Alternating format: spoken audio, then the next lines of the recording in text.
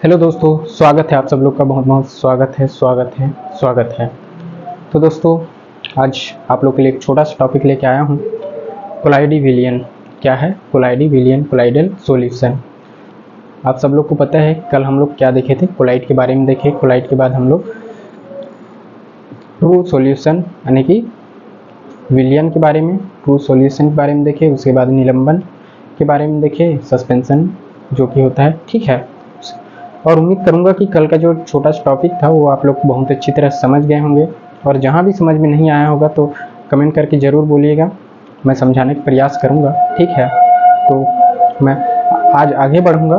तो आज हम लोग का आगे का टॉपिक है वो है कोलाइडी विलियन, ठीक है। क्या है? कोलाइडल सॉल्यूशन, ठीक। क्या होता है हम समझने का प्रयास करेंगे। तो देखिए यहाँ पर जो दिया है वो है कोलाइडी विलियन कोलाइडल सॉल्यूशन। यह भी विषमांगी हेटेरोजीनस मिश्रण होता है जिसमें विलय के कणों का आकार 10 एंगस्ट्रॉम से 1000 एंगस्ट्रॉम के बीच होता है और यह 1 नैनोमीटर से 100 नैनोमीटर के मध्य होता है। और विलायक के कणों का जो आकार होता है वो 10⁻⁷ सेंटीमीटर से कम या 1 एंगस्ट्रॉम होता है। तो यहाँ पर कोलाइडी विलियन को बताया गया है कि ये भी एक प्रकार का क्या है? विषमांगी मिश्रण होता है और जिसमें विलय के कणों का आकार क्या होता है? 10 एंगस्ट्रॉम से 1000 एंगस्ट्रॉम के बीच होती है, ठीक है। किसका आकार? विलय के कणों का आकार, ठीक। और जो एक विलय के कणों का आकार कितना बताया गया है? 10 एंगस्ट्रॉम से 1000 एंगस्ट्रॉम हो सकता है, या अगर हम नैनोमीटर में देखते हैं तो 1 नैनोमीटर से 100 नैनोमीटर के मध्य होता है। और उसी प्रकार हम जब इसमें विलायक के कणों का आकार देखते हैं तो उसका आकार कितना बताया गया है? 10⁻⁷ सेंटीमीटर से कम हो सकता है या 1 एंगस्ट्रॉम हो सकता है। सॉरी, इसमें डिग्री लिख दिया गया है तो इसमें आएगा 1 एंगस्ट्रॉम होना, ठीक है। 1 एंगस्ट्रॉम होता है विषमांगी मिश्रण यानी कि कोलाइडी विलियन। जैसे कि कोलाइड के बारे में आप लोग जानते ही होंगे। कोलाइड जिसमें हम क्या उदाहरण पर क्या लिए थे? एल्बुमिन या गोंद लिए थे, ठीक है। विलियन जब बनाएंगे हम तो कोई जल में लेंगे, ठीक है। जल में हम क्या करेंगे? उसमें गोंद को डालेंगे। तो जल और गोंद का मिश्रण करना, उसी को हम क्या कहेंगे? कोलाइडी विलियन कहेंगे, ठीक है। तो कोलाइडी विलियन क्या होता है ये आप लोग समझ गए होंगे। तो मैं आगे बढ़ूंगा। उसी प्रकार कोलाइडी की जो प्रवस्थाएं हैं इनके भी फेजेस हैं। इनको बताया गया है कि इनके जो फेजेस हैं, 2 प्रकार की फेजेस होते हैं। तो इसमें बताया गया है कि कोलाइडी विलियन एक विषमांगी मिश्रण होता है जिसमें 2 समांगी पर अवस्थाएं होती हैं। विषमांगी मिश्रण है कोलाइडी विलियन। क्या है? विषमांगी मिश्रण है, ठीक है।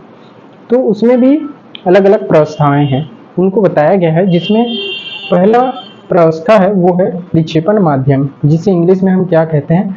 Dispersion medium. परिक्षेपण माध्यम, डिस्पर्सन मीडियम। और दूसरा है वो परिक्षिप्त प्रवस्था, डिस्पर्स्ड फेज, ठीक। अब इसमें क्या बताया गया है कि परिक्षेपण माध्यम में जो वस्तु वितरित होती है, परिक्षेपण माध्यम में जो वस्तु वितरित होती है उसे परिक्षिप्त प्रवस्था, डिस्पर्स्ड फेज कहते हैं। ये समझने से पहले हमें क्या समझना होगा कि इसमें जो परिक्षेपण माध्यम और परिक्षिप्त प्रवस्था होता क्या है, इसको हम समझने का प्रयास करते हैं, ठीक है। परिक्षेपण माध्यम, तो इसमें बताया गया है कि परिक्षेपण माध्यम में जो वस्तु वितरित होती है उसे परिक्षिप्त प्रवस्था कहते हैं। तो परिक्षेपण माध्यम में जो वस्तु वितरित होती है तो उसे हम परिक्षिप्त प्रवस्था कहते हैं। तो परिक्षेपण माध्यम हम किसे कहेंगे, ठीक है। मतलब जैसे कि जल को लेते हैं, ठीक है। जल को लेते हैं और उसमें हम क्या डालते हैं? गोंद डालते हैं। तो उसमें गोंद क्या होता है? फैलेगा ना, एक जगह तो नहीं रहेगा, फैलेगा उसमें। तो हम यहाँ पर जल को क्या मानेंगे? परिक्षेपण माध्यम। और जो गोंद है उसमें फैलता है उसे हम क्या कहेंगे? परिक्षिप्त प्रवस्था, ठीक है। डिस्पर्स्ड फेज, मतलब इसमें समझने वाली बात यह है जैसे कि हम लोग विलायक और विलेय, सॉल्वेंट एंड सोल्यूट के बारे में देखते हैं। सेम उसी प्रकार इसमें भी 2 फेजेस हैं, जिसमें से पहला को परिक्षेपण माध्यम कहते हैं, जिसका जो कि घोलता है उसे परिक्षेपण माध्यम, और जो उसमें घुलता है उसे हम क्या कहेंगे? परिक्षिप्त प्रवस्था, डिस्पर्स्ड फेज कहेंगे, ठीक है। तो आगे बताया गया है कि अतः कोलाइडी विलियन परिक्षिप्त प्रवस्था तथा परिक्षेपण माध्यम का बना होता है। उसी को यहाँ पर समझाया गया है। परिक्षेपण माध्यम में यानी कि जल में जो वस्तु वितरित होती है, जो वस्तु फैलती है यानी कि गोंद फैल रहा है, उसे हम क्या कहेंगे? परिक्षिप्त प्रावस्था, डिस्पर्स्ड फेज कहते हैं। ठीक, और आगे है, अतः कोलाइडी विलयन परिक्षिप्त प्रावस्था तथा परिक्षेपण माध्यम का बना होता है। मतलब कोलाइडी विलयन परिक्षिप्त प्रावस्था एवं परिक्षेपण माध्यम से मिलकर बना होता है। जैसे कि हम लोग कहेंगे तो विलयन किससे बनता है? विलयन तभी बनता है जब उसमें विलायक और विलय होता है। ठीक है, उसी प्रकार हम कोलाइडी विलयन जब बनाते हैं तो उसमें दो अवस्थाएं होती हैं जिसे हम क्या क्या नाम दिए हैं? परिक्षेपण माध्यम जो कि विलायक के समान होता है और परिक्षिप्त प्रावस्था जो कि विलय के समान होता है। ठीक है, तो ये परिक्षेपण माध्यम और परिक्षिप्त प्रावस्था क्या होती है ये आप लोग समझ गए होंगे। तो इसमें इनका जो आकार क्या होता है ये भी बताया गया है कि परिक्षेपण माध्यम के कणों का जो आकार होता है जो कि विलायक के समान होते हैं, उनका आकार क्या होता है? 1 एंगस्ट्रॉम के बराबर होती है। ठीक है, और उसी प्रकार परिक्षिप्त प्रावस्था जो कि विलय के कणों के आकार के बराबर होते हैं, उसे ही हम क्या कहते हैं?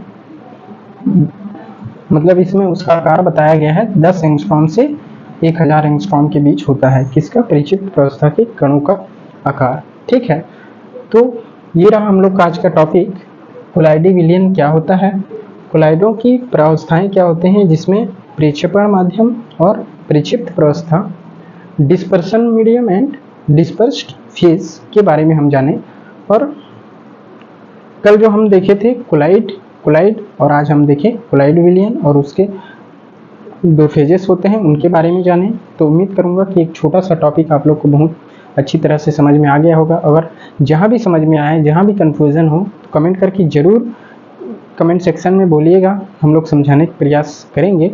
और नोट्स चाहिए हो तो नोट्स के लिए भी कमेंट में बोल सकते हैं, फ्री में नोट्स प्रोवाइड दिया जाएगा। ठीक है, प्रोवाइड किया जाएगा। ठीक है, तो टॉपिक अच्छा समझ में आ गया होगा। तो आज का टॉपिक यहीं पर एंड करते हैं और अगले वीडियो में मिलते हैं नया एनर्जी नया टॉपिक के साथ। तब तक के लिए चैनल में बने रहिए। और जाते जाते यही कहूँगा कि अगर चैनल में नए हो और चैनल को सब्सक्राइब नहीं किए हो तो चैनल को सब्सक्राइब जरूर करें और अपने मित्रों साथियों के पास जरूर भेजिए।